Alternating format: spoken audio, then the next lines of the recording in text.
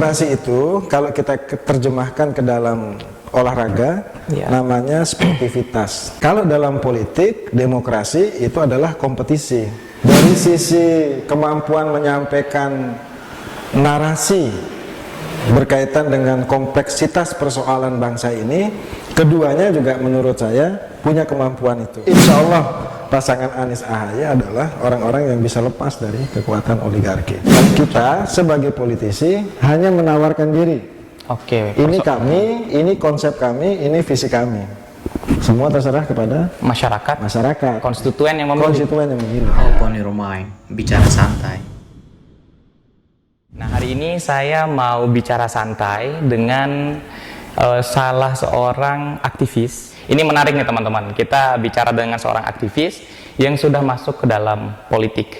Saya sedang bersama dengan Bang Zaki Mubarak, ya, Sekjen dari Partai Demokrat Kota Mataram. Sore Bang. Selamat sore. Sehat Bang ya? Sehat, Mas Yusril. Kalau bicaranya sama Bang Zaki, banyak hal yang akan kita bicarakan dan bedah, kira-kira begitulah. Ya, boleh. Beberapa hal nanti saya juga mungkin akan minta masukan sama Mas Yusril. Boleh lah. Apalagi berkaitan dengan arah politik, ya Indonesia di masa depan. Karena banyak sekali nih Bang, ya beberapa waktu terakhir, khususnya di pertengahan tahun ini, manuver-manuver politik itu udah mulai kita bisa lihat nih di permukaan nih. Nah ini yang rasa-rasanya perlu kita bicarakan Bang. Setelah berkecimpung di dunia aktivis, kemudian akhirnya memilih jalan politik sebagai jalan pengabdian, ada dampak yang luar biasa nggak bagi diri Abang kira-kira? Ya, pertama setelah saya tidak menjadi bagian dari organisasi mahasiswa saat itu, saya itu awalnya itu hobi sama politik ini, awalnya. Jadi saya juga selain menjadi aktivis waktu itu, beberapa kali saya aktif menulis di koran, di media, dan ternyata tulisan-tulisan saya itu lebih mengarah pada soal-soal politik. Kayaknya menulis tentang politik, mengamati tentang politik itu kok kayaknya asik gitu ya. Nah, dalam perkembangannya ternyata hobi itu menjelma menjadi sebuah keinginan kuat bahwa jalur saya itu sepertinya memang di politik. Tujuannya untuk apa? Saya kira masing-masing kita pasti punya cita-cita, punya idealisme bagaimana bisa lebih bermanfaat untuk orang lain. Dan saya memilih politik sebagai jalur untuk bisa memberi manfaat lebih banyak kepada orang lain. Nah, akhirnya memilih Partai Demokrat. Iya, Partai Demokrat. Sebelum Partai Demokrat sebenarnya saya sempat dalam tanda petik mampir di salah satu partai di Kota Mataram, bahkan sampai di tingkat provinsi. Setelah tahun 2019 saya kemudian pindah ke Partai Demokrat. Nah ini saya udah pakai baju biru ini, ya kira-kira udah jadi orang Demokrat. Kok malah saya yang ini nggak sengaja nih Bang, nggak pernah direncanakan. Ini pakainya udah pakai baju Demokrat nih kira-kira. Itu bisa satu frekuensi, tapi juga bisa jadi ini tanda-tanda alam. Oke, baik. Bahwa biru itu memang warna yang secara otomatis melekat pada masyarakat. Ya kira-kira. Nah ini kalau kita bicara dengan politisi itu bahasa-bahasa diplomatis ya, bahasanya seperti itulah. Nah yang menarik nih Bang, kan dunia aktivis itu identik dengan idealisme, yang seperti Abang bilang. Banyak yang menilai Bang, kalau udah dulunya aktivis masuk politisi, ya jadi politisi, idealismenya udah nggak ada tuh katanya Bang. Ya bisa jadi pendapat itu ada benarnya, tetapi tugas saya adalah menjawab bahwa kecurigaan itu tidak benar. Karena kalau soal idealisme, saya kira dimanapun tempat kita, kalau kita tidak konsisten, pasti akan tergerus oleh kepentingan-kepentingan lain di luar itu. Kalau misalnya kita tidak bisa merawat idealisme itu dengan baik, maka pasti akan sangat rentan dia dengan nilai-nilai pragmatis, nilai-nilai sesaat dan lain sebagainya. Dan mungkin potret itu yang dilihat oleh banyak orang sekarang ini. Bahwa kalau orang sudah punya idealisme masuk ke politik, makin ke dalam justru idealisme semakin luntur. Tentu tanggung jawab saya sebagai mantan aktivis menjawab bahwa kecurigaan itu tidak selamanya benar. Oke. Kembali lagi ke personality. Personality. Oke. Kita harus siap bertarung dengan sistem lah, bahasanya seperti itu kalau sistemnya buruk ya. Ya. Demokrasi itu kalau kita terjemahkan ke dalam olahraga namanya sportivitas. Oke. Ya kan? Kalau dalam politik demokrasi itu adalah kompetisi. Ya kan? Nah ini seru nih. Ketika demokrasi itu menjadi cara kita berkompetisi, maka sesungguhnya demokrasi menurut saya bagian dari cara menyeleksi aktor-aktor politik ketika dia berkompetisi dengan banyak orang. Nah, apa yang diseleksi? Tentu kapasitasnya, intelektualitasnya, termasuk juga mungkin soal-soal berkaitan dengan moralitas yang ada pada aktor itu. Oke. Nah, siapa yang menyeleksi? Tentu masyarakat. Baik. Kalau kita sebagai politisi hanya menawarkan diri. Oke. Ini kami, ini konsep kami, ini visi kami. Semua terserah kepada masyarakat. Konstituen yang memilih. Oke. Nah, kecenderungan nih Bang, semacam ada kebiasaan lah di tengah-tengah arus politik kita. Bahasanya seperti itu. Jadi moralitas itu seakan-akan tidak menjadi prioritas. Yang sekarang itu cenderung ditampakkan oleh para elit kita itu adalah justru popularitas, Bang. Elektabilitas, bukan moralitas, bukan intelektualitas juga. Gitu. Nah, ini Abang nih sebagai seorang politisi melihat ini. Karena udah banyak yang muncul nih, Bang. Ya, di arus politik nasional misalkan, udah banyak yang muncul nih, Bang. Popularitas, elektabilitas itu mengalahkan intelektualitas dan moralitas tadi. Gimana, Bang? Sekali lagi tentu kembali kepada konstituen atau pemilih kita.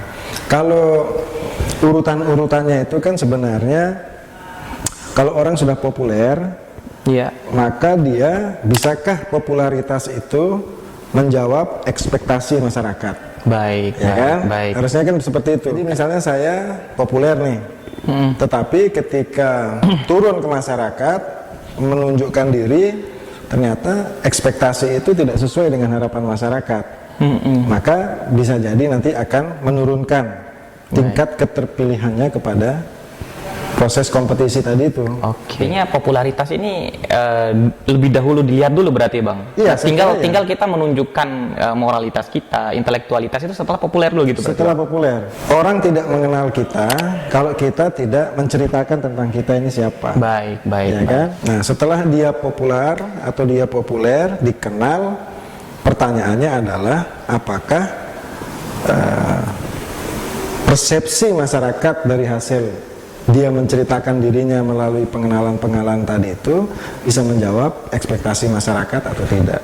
Nah, ini menarik nih teman-teman, kalau kita bicara dengan orang yang dulunya jadi aktivis kemudian masuk politisi, runtun ya cara memetakan argumentasinya. Jadi kita bisa dapat banyak ilmu dari argumentasi beliau. Nah, yang menarik nih, Bang, kan kita kan sekarang udah masuk tahun 2022, masuk akhir lah, Bang. Keran politik itu mulai dibuka sekarang. Nah, manuver udah di mana-mana. Dan seperti yang Abang bilang tadi, udah ada yang muncul, Bang. Nah, banyak sekali nih yang muncul. Misalkan, boleh sebut nama, Bang ya? Nggak apa-apa ya. Misalkan ini pandangan Abang sebagai seorang politisi lah. Ikut tuan rumah. Oh, siap. Karena enak ngomongnya, Bang. Jadi saya seakan-akan menjadi tamu juga jadinya. Saya ikut tuan rumah. Siap. Jadi misalkan seperti Ganjar Pranowo, misalkan, kemudian Anies Baswedan, bosnya Bang Zaki, Agus Harimurti Yudhoyono, Bang AHY, ya kan, kemudian para politisi-politisi yang sebelumnya juga masuk dalam bursa pencalonan di pemilu sebelumnya. Nah, Abang melihat dari beberapa figur ini nih, sebagai seorang aktivis, kemudian masuk menjadi seorang politisi. Mungkin saya mau pisahin dulu nih, di luar latar belakang Abang sebagai seorang kader dari Partai Demokrat lah gitu. Melihat munculnya orang-orang ini, kemudian kita komparasikan dengan pembicaraan kita sebelumnya. Ada popularitas, ada elektabilitas, dan ada moralitas. Pertama, kalau kita anggap beberapa figur yang muncul hari ini itu bisa menjawab atau menjadi solusi dari problem bangsa hari ini, maka kita mestinya, khususnya kaum intelektual dan masyarakat pada umumnya, harus bisa mengidentifikasi dulu apa problem bangsa ini sebenarnya, ya kan? Tentu kita sebagai pemilih itu harus bisa memetakan itu dulu kalau menurut saya. Jadi kalau saya melihat, pertama adalah soal manajemen kepemimpinan. Kesalahan manajemen kepemimpinan itu bisa berdampak kepada banyak hal. Ya, misalnya efek-efek koruptif ya, itu kan bisa jadi juga bukan karena soal niat orangnya, soal jahat orangnya, tapi juga soal salah urus misalnya sehingga orang terjebak ke situ. Itu problem kepemimpinan. Yang kedua, politik misalnya. Ya, politik saya kira kita harus lebih berani menunjukkan kepada masyarakat itu politik kita juga semakin maju, semakin beradab dan bermartabat, kira-kira gitu. Nah, itu 2 poin penting menurut Abang ya. Kalau menurut saya itu. Ini kalau kita bicara sama seorang aktivis ya teman-teman ya, susah kita cari celahnya. Jadi sebenarnya pertanyaan itu pertanyaan jurang nih Bang, tapi dijawabnya dengan enjoy, santai ya. Saya sih harapinnya tadi Abang nyebut nama tadi dari salah satu orang, tapi ya justru yang dikupas adalah masyarakat harus melihat isu krusial dari itu, ya masalah manajemen kepemimpinan dan kemudian persoalan politik, image politik yang harus dibangun dengan bagus. Sebelum kita lanjut Bang, jadi saya mau ngajak Abang untuk coba nikmatin satu produk. Jadi di podcast Bicara Santai ini Bang disupport oleh Roti Gembong Mandalika. Jadi tadi kita udah ngopi dikit ya. Nah, rasa-rasanya kalau ngopi tuh Bang nggak enak cuman kopi aja terus bicaranya politik. Harus ada yang meringan-ringankan lah gitu kan. Kopi nggak boleh terlalu berani sendirian. Harus ada temannya. Dan temannya adalah Roti Gembong Mandalika. Roti Gembong Mandalika. Boleh dicoba dulu Bang? Boleh. Wah, ini betul-betul, ini gembong atau gembul nih? Ini gembong Bang. Oh, gembong. Iya. Tapi kalau udah dibuka gembul ya, gede gitu. Tapi Bang, bisa dicoba Bang. Ini teman ngopi yang cocok, khususnya untuk para aktivis. Apalagi kalau aktivis itu Bang begadang, ya sambil minum kopi, nah bicaranya yang berat-berat gitu loh. Makanya butuh yang ringan, enak, santai. Solusinya Roti Gembong Mandalika. Bisa dicoba Bang. Yang gembul Pak. Rasanya nikmat. Ya coba Bang. Banyak variannya. Jadi ada tiramisu, ada coklat, cappuccino, durian original, green tea, original susu, oreo, strawberry, vanilla, nanas dan sebagainya. Banyak banget Bang. Jadi kalau Abang udah coba roti ini, sekali coba ketagihannya seumur hidup Bang. Ya, ini produk lokal ya Mas? Produk lokal. Ini kan Bang oleh-oleh Lombok, oleh-oleh khas Lombok. UMKM ini Pak? UMKM. Jadi teman-teman semua harus support lah UMKM, produk lokal. Nanti kalau teman-teman mau pesan ya Roti Gembong Mandalika, nanti saya cantumin kontak person pemesanannya di video ini, dan outletnya saya cantumin di deskripsi video ini teman-teman. Ini saling support lah bahasanya seperti itu Bang. UMKM berkembang. Nanti kalau teman-teman juga di luar daerah yang nonton video ini datang ke Lombok, oleh-olehnya Roti Gembong Mandalika. Dan jangan salah Mas, Ketua Umum saya Mas Agus Harimurti Yudhoyono itu punya 10 program prioritas. Salah satunya adalah pengembangan UMKM. Nanti kita bisa saling support. Boleh, ini seru banget nih. Iya. Ya Pak ya? Iya Pak. Betul. Partai politik nomor 7. Nomor 7 lagi tuh. Jadi partai politik support UMKM. Nah, ini salah satu hal yang sangat penting dan sangat relevan nih sama kebutuhan masyarakat. Kira-kira gimana Bang? Rasanya enak nggak? Renyah. Serenyah situasi politik hari ini. Nggak lembut Bang? Renyah ya. Kalau saya lembut ya. Iya, selembut siapa kira-kira? Saya mau nyebut nama nanti bahaya juga. Coba lihatlah nanti siapa politisi yang paling lembut. Kalau renyah itu kan gabungan dari kelembutan.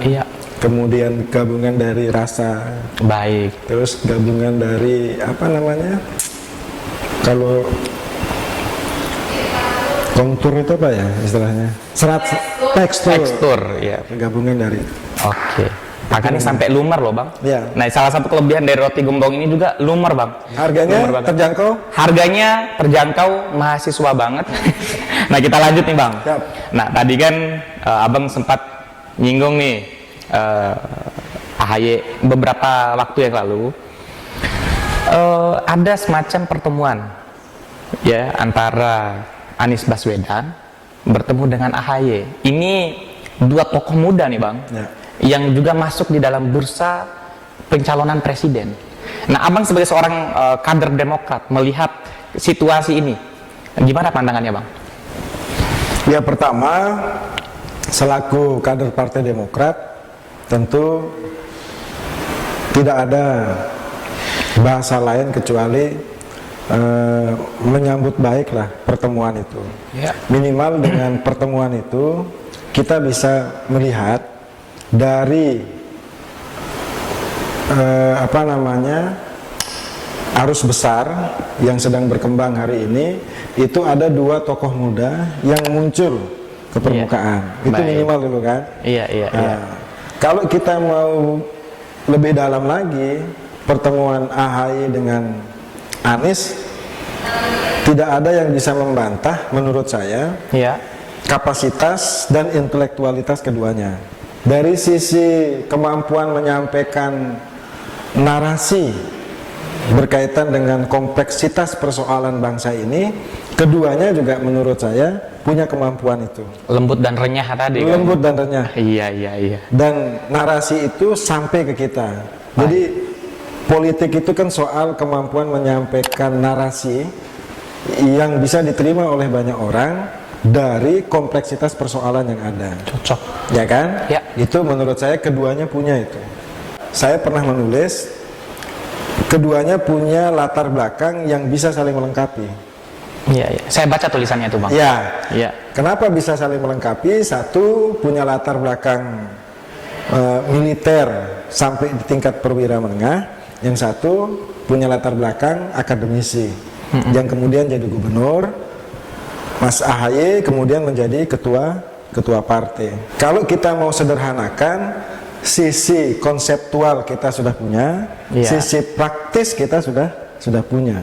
Iya. Ya kan? Menggabungkan dua hal ini saya kira dari sisi visi itu sudah cocok. Karena apa?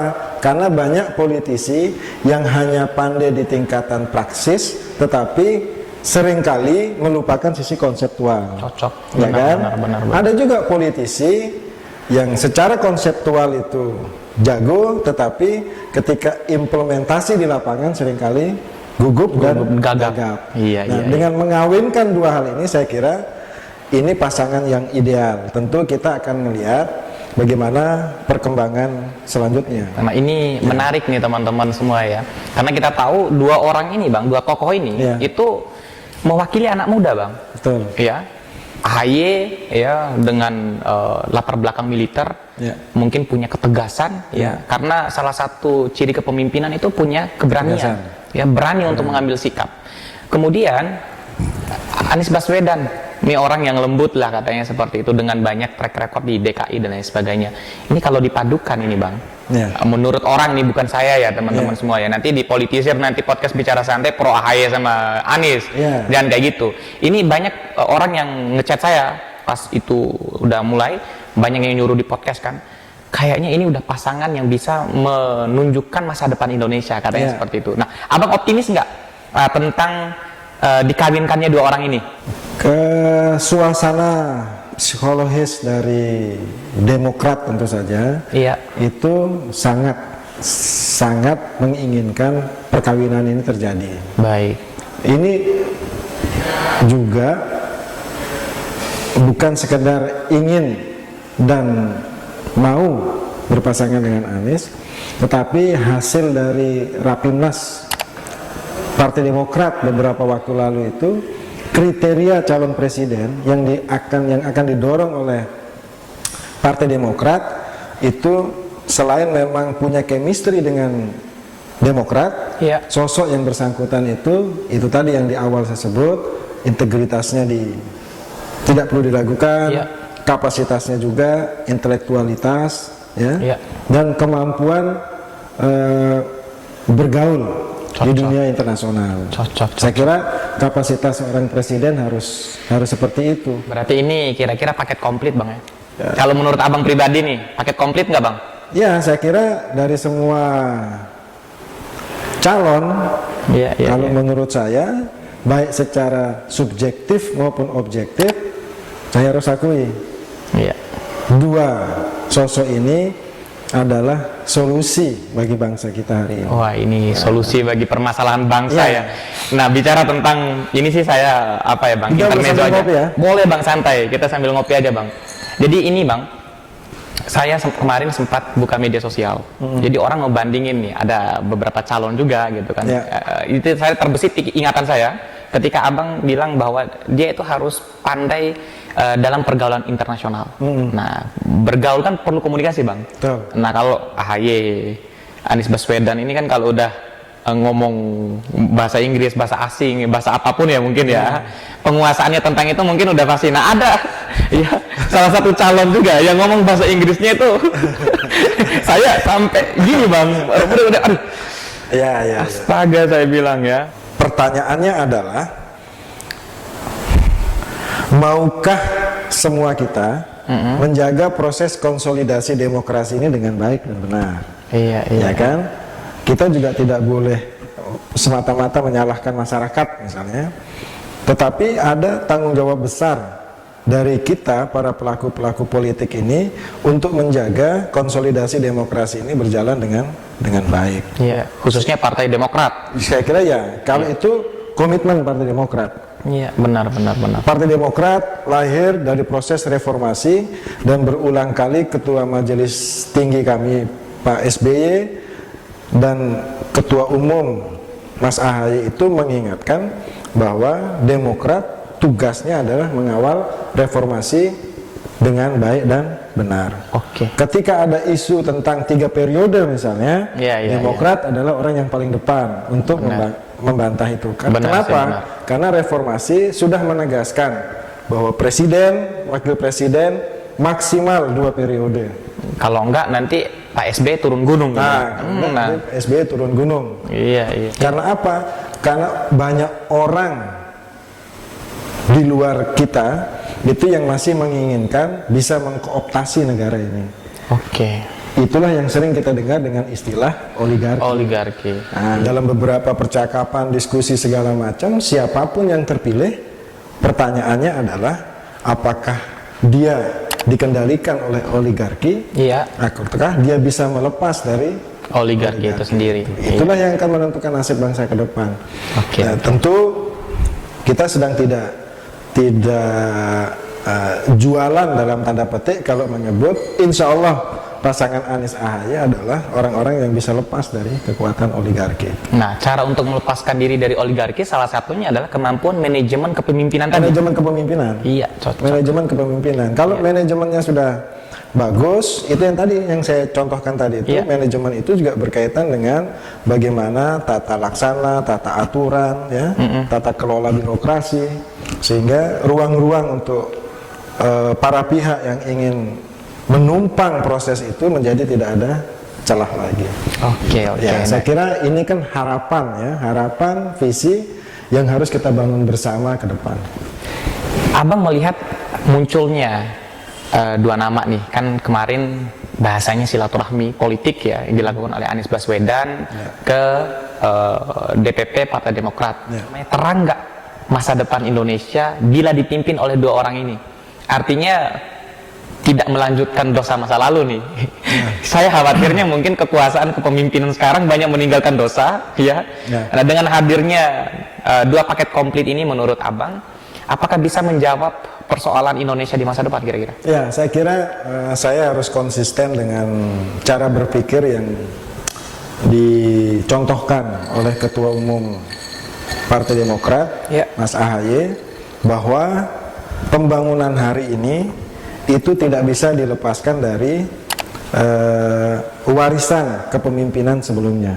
Baik. Ya, Tidak ada orde reformasi kalau tidak ada warisan dari pembangunan orde baru. Orde baru. Begitupun seterusnya sampai ke ujung dari sejarah kita.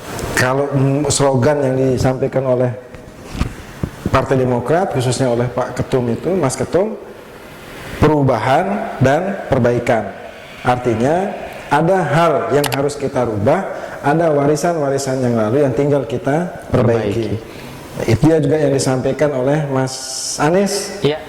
ya kan? Iya, iya. Keberlanjutan dan perubahan. Oke. Jadi kalau bahasa saya, dua slogan inilah yang dibutuhkan oleh bangsa ini ke depan.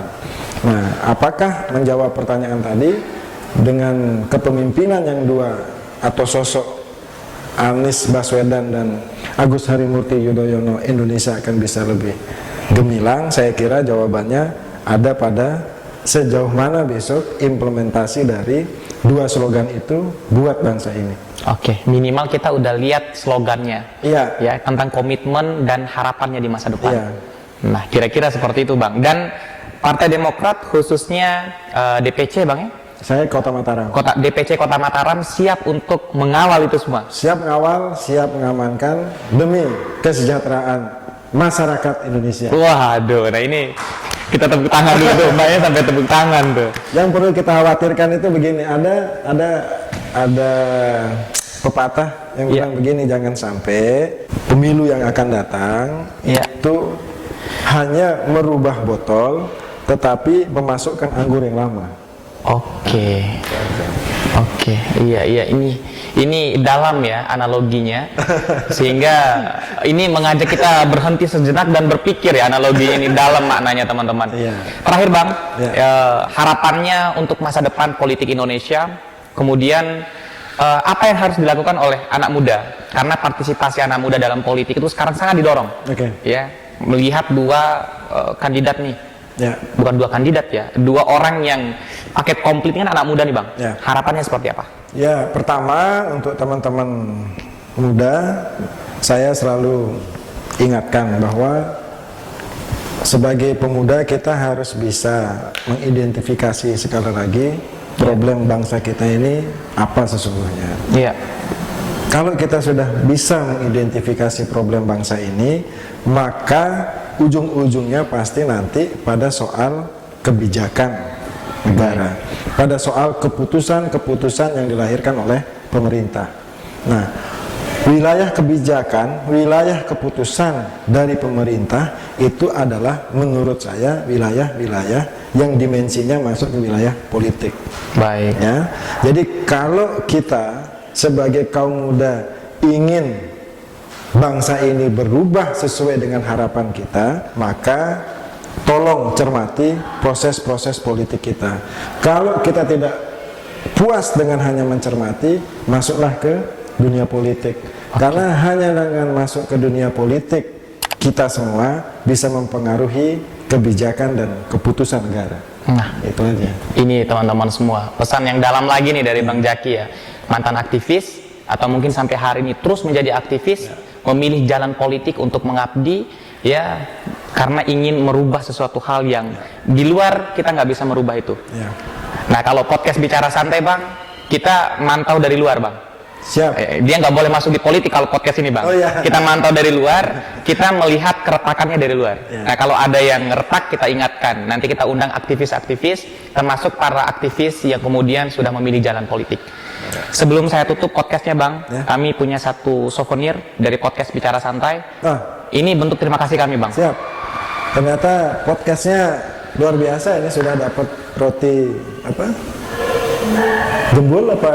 Roti gembong Mandalika Bang. Roti gembong Mandalika plus dengan dukungan tadi itu ya. Iya, ini berkat support dari teman-teman aktivis yang terus menonton video ini dan konten-konten di channel YouTube ini Bang. Ini contoh anak muda yang harus ditiru, Mbak. Oke. Semakin banyak anak muda yang seperti ini, maka kita tidak perlu lagi tentang nasib bangsa kita ke depan. Oke, iya. Ini boleh masuk Demokrat nggak? Bahaya ini nih, ajakan diplomatis ini. Saya takutnya udah pakai baju, terus kira-kira nanti langsung disodorkan ayo jadi kader Demokrat ya. Intermezzo teman-teman semua. Jadi ini Bang, souvenir dari podcast Bicara Santai. Nah, teman-teman semua, kalau mau souvenir seperti ini, ya teman-teman bisa hubungi kontak person dari OC Plakat ya, Oni Kreatif, tempat pembuatan souvenir paling recommended di Kota Mataram. Nanti kontak personnya saya cantumin di video ini. Ini Bang, bisa diterima? Siap. Ini bentuk terima kasih kami. Ya, mudah-mudahan bisa menjadi perekat silaturahmi kita dan Abang nggak kapok mampir di podcast Bicara Santai. Ya. Saya terima kasih juga sudah diundang. Siap. Mas Yusril, ini kesempatan yang baik buat saya. Silaturahmi ini saya kira tidak hanya sampai hari ini. Baik, saya berlanjut.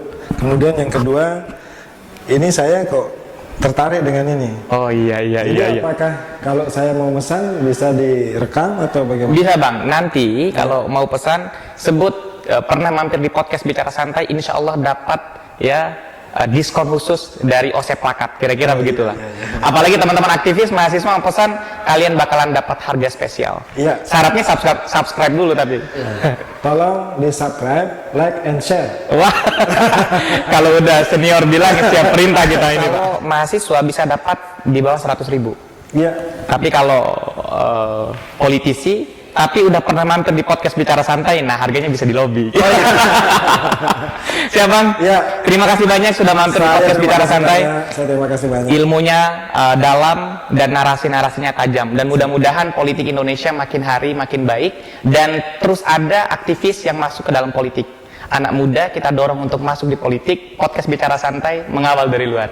Saya Yusril Iza Mahendra bersama dengan Bang Zaki Mubarak ya, seorang aktivis, kemudian seorang politisi juga, menyampaikan salam hormat.